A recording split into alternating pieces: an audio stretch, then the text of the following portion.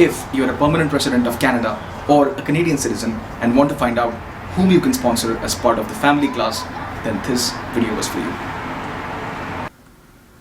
Under family sponsorship, you can sponsor a spouse, a partner, and a dependent child. You can also sponsor parents or grandparents, an adopted child, an orphaned family member, and there is also a provision in the Immigration Act where you can sponsor one family relative. Before I proceed, I quickly want to discuss one question.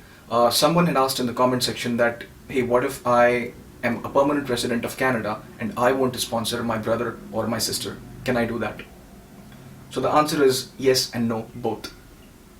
We have to understand that brother, sister, nephew, niece, or a grandchild, all these people fall under the category of orphaned family member, which means that your brother or your sister, in this example, if they are related to you by blood or by adoption, they can only be sponsored if and only if their parents are no more in this world, they've passed away, and at the same time they are less than 18 years of age. Also, their marital status should be single. So only if all these conditions are met, then you can sponsor your brother or your sister. I hope you got your answer.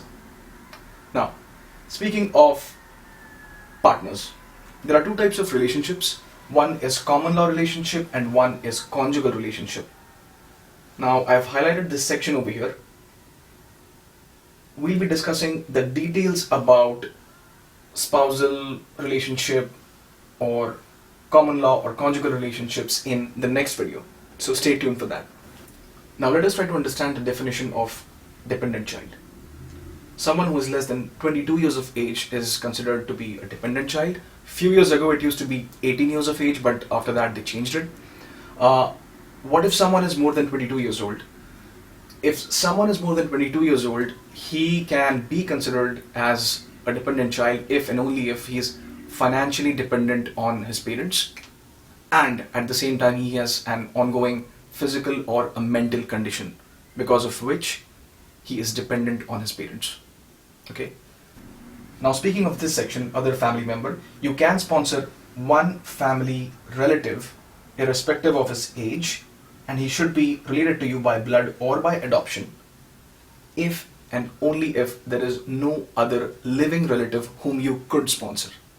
So to be simple, you can sponsor that one family relative if all these people are no more in this world, they've passed away.